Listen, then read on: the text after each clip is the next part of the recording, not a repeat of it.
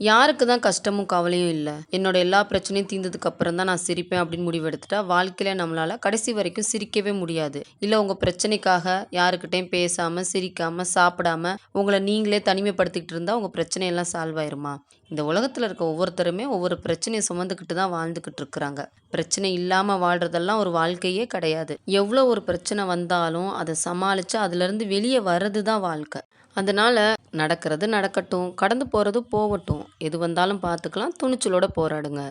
நம்மக்கிட்ட நல்லா பேசி பழகிட்டு இருந்தவங்க, நம்மள வேணாம் அப்படின்னு முடிவு பண்ணிட்டாங்க அப்படின்னும்போது, கொஞ்சம் கூட ஈவு இரக்கமே இல்லாம பொய்யான பல காரணங்கள சொல்லி நம்மள தூக்கி எறிஞ்சிருவாங்க. இல்ல காரணமே சொல்லாம தூக்கி எறிஞ்சிருவாங்க. சரி விடுங்க. அவங்களோட தேடல் எல்லாம் எதுக்கு? தேவைக்கு மட்டும் தான. இந்த மாரி தேவைக்கு மட்டும் தேடக்கூடிய உறவுகள நம்மளும் தூக்கி எறிறது ஒண்ணும் தவறான விஷயமே கிடையாதுங்க. இந்த மாதிரியான அனுபவம் உங்களோட லைஃப்ல நடந்திருக்கா? இத பத்தி நீங்க என்ன நினைக்கிறீங்க? அப்படின்றத எனக்கு கமெண்ட்ஸ்ல சொல்லிருங்க.